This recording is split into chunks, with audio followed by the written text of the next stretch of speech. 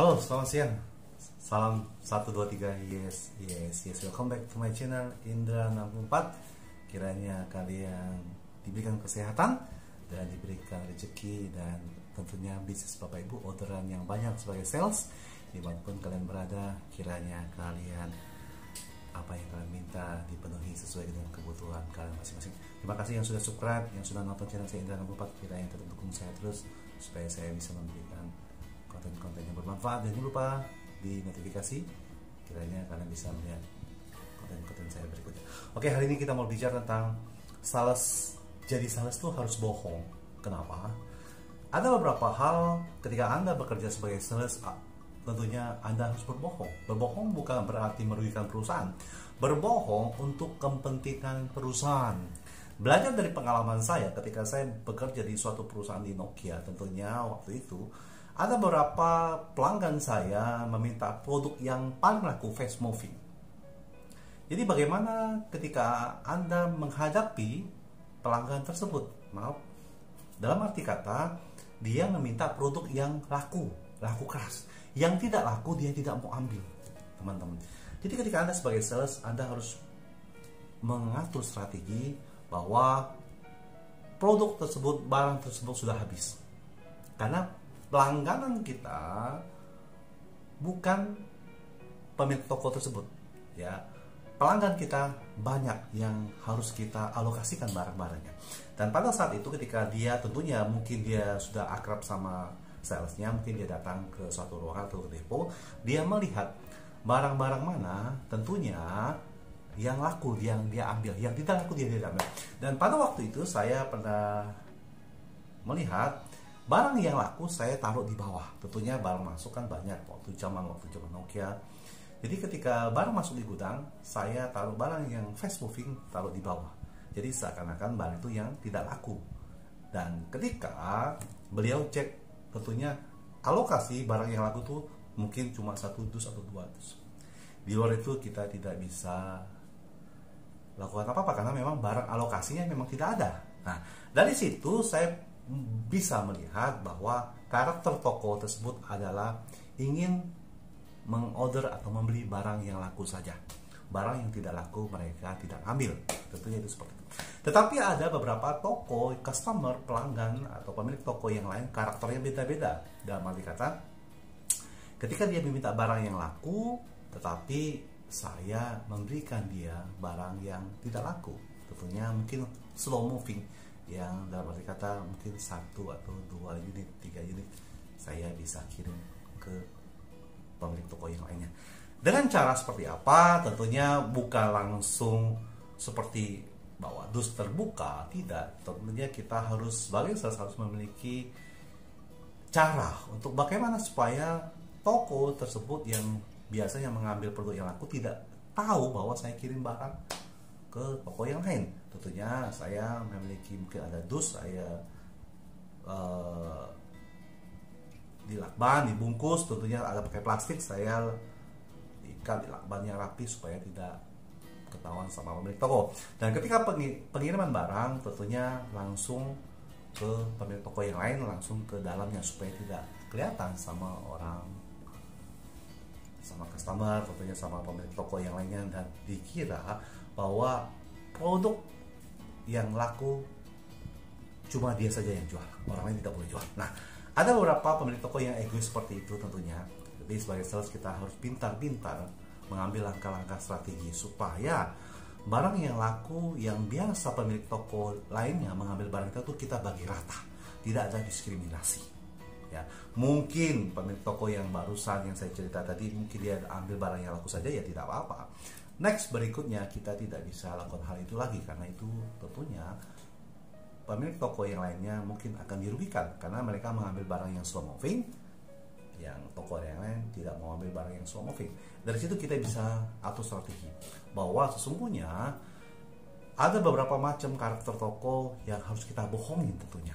Dari sisi itulah saya berbicara kenapa kita harus bohong, ya itu karena karakter toko bermacam-macam dan itu tidak merugikan perusahaan. Itu adalah strategi sebagai sales.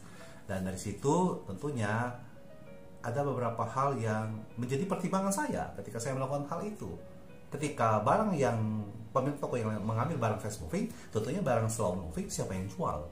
Dan dari situlah konsep ini saya memberitahukan bahwa ada kalanya kita sebagai sales itu, maaf dalam arti kata, ada hal yang kita harus bohong dan ada hal yang kita tidak boleh bohong. Tergantung kondisi bagaimana strateginya ketika Anda berhadapan dengan siapa dulu. Ya, jadi jangan merasa kadang-kadang pemilik toko lebih membohongi kita, lebih dalam kadang-kadang. Tetapi kita harus berantisipasi bahwa selama tidak merugikan perusahaan ketika bekerja, lakukanlah hal tersebut. Yang penting barang yang pekerjaan yang kita lakukan, produk yang kita jual itu distribusinya merata. Nah, buat teman-teman di mana kalian berada sebagai sales, jadi ketika Anda bekerja menemukan hal-hal seperti itu, Anda harus bertanya kepada mungkin atasan, kepada orang senior atau sales, apakah strategi itu tepat atau tidak tepat. Tentunya ini kan berbicara dalam bidang di dunia mobile, handphone. Tetapi apakah bidang lain kita bisa kerjakan? Tentunya bisa, yang penting tidak merugikan perusahaan. Dan contoh, saya mengirim produk ke luar kota, dan tentunya pelanggan di luar kota saya tidak mengetahui bahwa stok saya ada di gudang seperti ini, kuantitinya berapa. Tetapi saya bisa saja bilang produk saya itu kosong, padahal produknya ada. Tetapi ada beberapa alasan ketika mungkin pemilik toko bertanya kepada owner perusahaan, mungkin yang sudah akrab, mungkin bertanya kenapa produk ini kosong. Oh, mungkin ownernya bertanya, oh ada barangnya.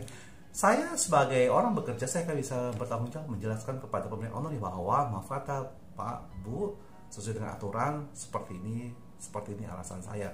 Jadi jika kita atau pemilik toko merasa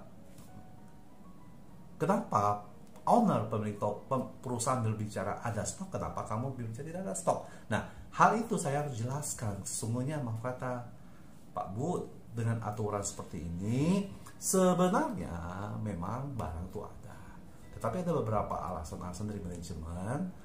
Ketika Bapak Ibu mau order barang kami, memesan barang kami, Bapak Ibu harus beberapa hal yang administrasinya harus dirapikan. Kenapa? Ini alasannya. Tidak mungkin kita sebagai orang bekerja sebagai sales ketika pelanggan atau dealer memesan barang kita menolak. Itu tidak mungkin.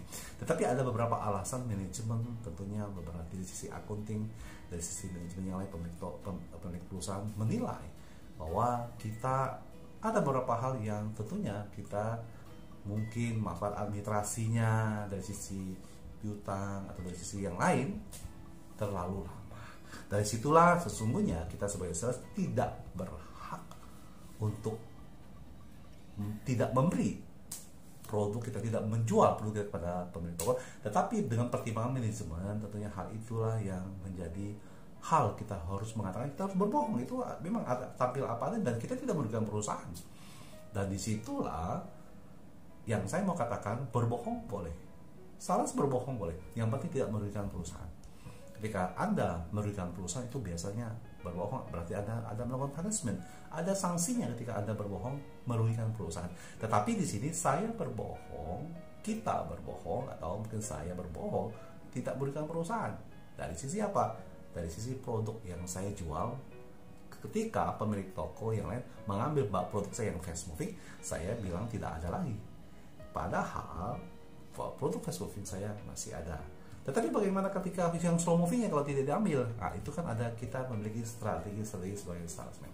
Dari situ teman-teman, ketika Anda mau belajarnya kepada orang-orang yang sudah berpengalaman, bukan berdasarkan apa yang Anda prediksi, tidak, tetapi bagaimana kita belajar sama-sama untuk bagaimana perusahaan tidak dirugikan, tetapi toko tidak dirugikan juga. Dan tentunya kita harus konsultasi kepada pemilik perusahaan dan manajemen. Dan itu saja buat teman-teman, ketika Anda menjumpai di lapangan seperti itu, dan Anda bisa komen di sini atau tidak, kita bicara sharing, kita cerita apa yang harus kita kerjakan. Tentunya kita saling berbagi. Jangan lupa subscribe, kiranya tetap dukung terus, dan notifikasi lonceng ketika saya bisa membuat konten-konten yang bermanfaat. Dan mohon maaf, ini adalah pengalaman pribadi saya ketika saya sebagai sales harus berbohong, bukan merasa saya lebih maaf kata orang pintar, tidak mungkin mengajar tidak positif, tetapi ini ada saya tidak berbohong, saya tidak memberikan perusahaan. Oke, salam 1 2 3. Yes, yes, yes.